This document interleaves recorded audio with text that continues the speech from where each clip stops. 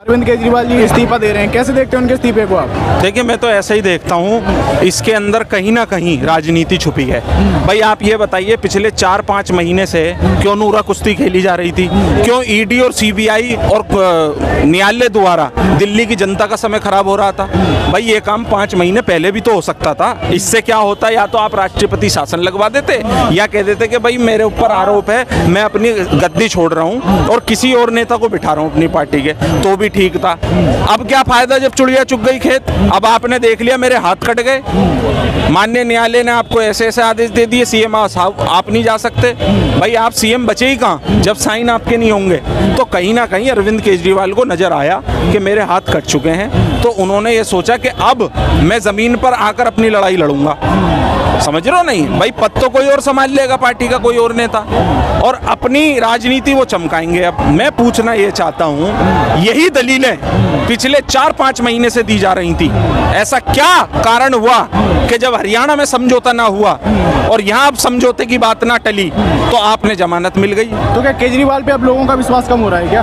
बात विश्वास की नहीं है। देखिए सुनिए, हर चीज का एक समय होता है और हर एक पार्टी का समय होता है। केजरीवाल को दिल्ली के लोगों ने 10 साल तक चुना, 2 बार उन्हें जिताया, 63 सीटें दी, 67 दी, ठीक है, एक बार 49 दिन की भी सरकार रही देश में। मैं पूछना ये चाहता हूँ, जब से अब तक आप मुझे ये बताइए, अरविंद केजरीवाल ने सिवाय जितना शीला जी को बदनाम करने का काम करा था दिल्ली में, क्या कहा था कि भ्रष्टाचारी है, अपराधी है, फाइलें हैं, ये वो, हम तो अंदर डालने हैं, काम करेंगे। कहीं ना कहीं शीला जी की हाय लेके डूब गई इस आदमी को। समझ रहे हो नहीं आप? अन्ना हजारे भी जी कह रहे हैं। अरे भैया, अन्ना और गन्ना वो कौन सी चिलम पी के सो रहा है भाई? वो जिंदा है। वो तो उन्होंने बयान, वो तो पता है क्या है, वो तो एक ऐसा मोहरा है अन्ना कि जब खावे गन्ना तो फिर निकल के आवे अन्ना। अब ये बताओ, अन्ना हजारे को सवाल करने का काम नहीं है अरविंद केजरीवाल से? तो कर तो रहे कि भाई क्या कर रहे हैं, अब कर रहे हैं जब सारा काम हो गया। अरविंद केजरीवाल से ये पूछना था कि भाई हम तेरे साथ जन लोकपाल बिल में थे, तेरे साथ आंखों में आंखें डाल के बात कर रहे थे, ये पार्टी बनी क्या थी? जहाँ कांग्रेस मजबूत थी वहाँ इस पार्टी ने कांग्रेस को खत्म करने का काम करा, चाहे दिल्ली हो चाहे पंजाब हो। अब हरियाणा में भी इन लोगों का यही सच्ची अंदर है। तो मैं कहना ये चाहता हूँ आम आदमी पार्टी के लोगों से कि भैया दिल्ली की गद्दी बचा लो।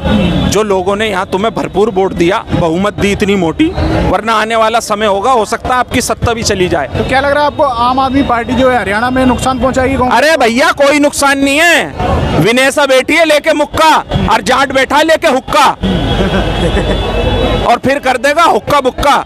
मैं कहना ये चाहता हूं, 2 पार्टियों का रोल है, सिर्फ बीजेपी और कांग्रेस, तीसरी कोई पार्टी का वजूद नहीं है हरियाणा के अंदर। जब लाठियां भांजी जा रही थी संसद में, जंतर मंतर पर, वो बेटी खत लिख लिख के परेशान हो गई सांसदों को कि भाई हमारे साथ आओ, हमारे न्याय के लिए लड़ाई लड़ो, तो किसी की आंख नहीं खुली, नजर बंद हो गए थे। शर्म नहीं आई तुम्हें? बेटियों पे लांडी बाजने का काम करते हो। अब बता देगी देश की बेटी। दिनेश फोगाट को आप कह रहे हो देश की बेटी, अब कुछ लोग कह रहे हैं कि वो देश की बेटी नहीं, अब पार्टी। अरे भैया, वो ही कह रहे हैं जो अपने घर में बेटी को बेटी ना मानते हो, जो रेपिस्टों के साथ खड़े होते हो। ये तो वो लोग हैं भैया जो रेपिस्टों को माला पहनाने का काम करते हैं, अपने टिकट पे चुनाव लड़ाने का काम करते हैं। ये कब बेटी के सम्मान की बात करने लगे भैया? बताइए।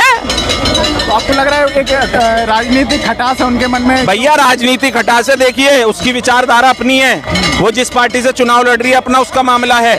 भाई जो मेरे बुरे वक्त में साथ होगा मैं उसके साथ खड़ा हूंगा, बात खत्म।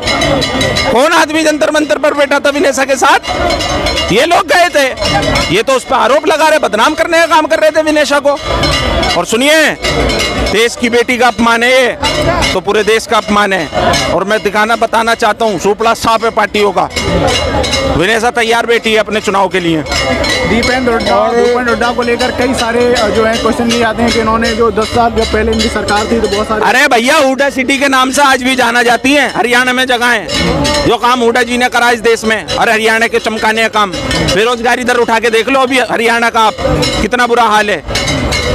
भाई किसानों पे लाठी बांधने का काम करोगे, आतंकवादी बताओगे किसान को, देश के कांटे बिछाओगे, अडानी अंबानी के लिए रेड कारपेट बिछाओगे, हैं? क्या करोगे?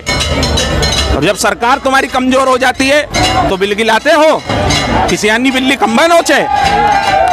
तुम्हें तुम्हारी औकात दिखाने का काम करेगी विनेशा और पूरा हरियाणा। किसान जिस तरीके से प्रोटेस्ट किया था, आप बार बार किसानों का मुद्दा उठा रहे हो, क्या लग रहा है कि किसान जो है इस बार कहीं ना कहीं फुल मूड में है? और भैया फुल मूड में है और वो तैयार है अपना जवाब देने के लिए। जो अपमान किसानों का हुआ है, जो बहन बेटियों का अपमान हुआ है, वो दिखा देंगे और दिखाना पड़ेगा। जब जब तानाशाही पूरी दुनिया में कहीं भी हुई, उस तानाशाही को ख़त्म करने का काम करा है इस देश के अन्नदाता ने। मैं कहता हूँ जो आदमी कहता है ना कंगना जैसी लोग, भैया उनका खाना बंद कर दे जो अन्न वो उगा रहे हैं और चली जा कहीं और। वो तो 10 साल की उम्र है उसकी, 2014 के बाद पैदा हुई है, तो दिमाग कितना है उसमें?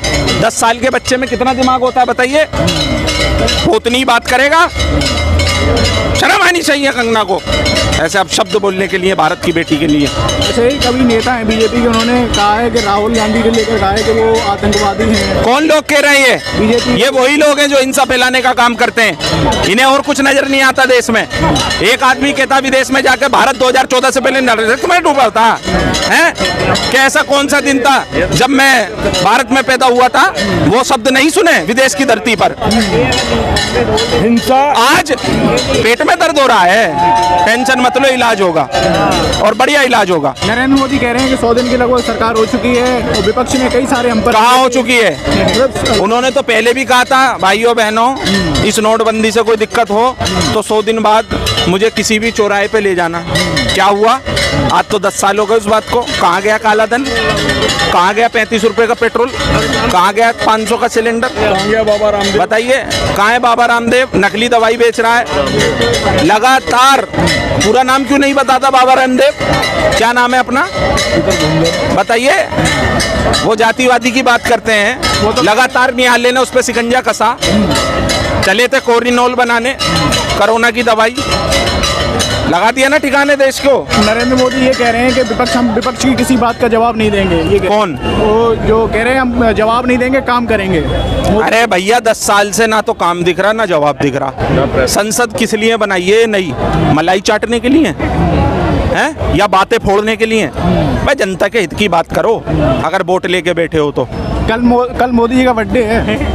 Happy birthday to you. और बताइए, कुछ भाई देश के प्रधानमंत्री हैं, संवैधानिक पद पर है, मुबारकबाद देता हूं, लेकिन कहना ये चाहता हूं कि इस देश के लोगों के लिए कैसे मनाएंगे उनका बर्थडे? जैसे सब बनाते हैं। केक काटेंगे आप? आप काटेंगे? भैया मैं अगर केक काटूंगा, मैं तो प्रधानमंत्री के लिए शुभकामनाएं तो दे सकता हूँ।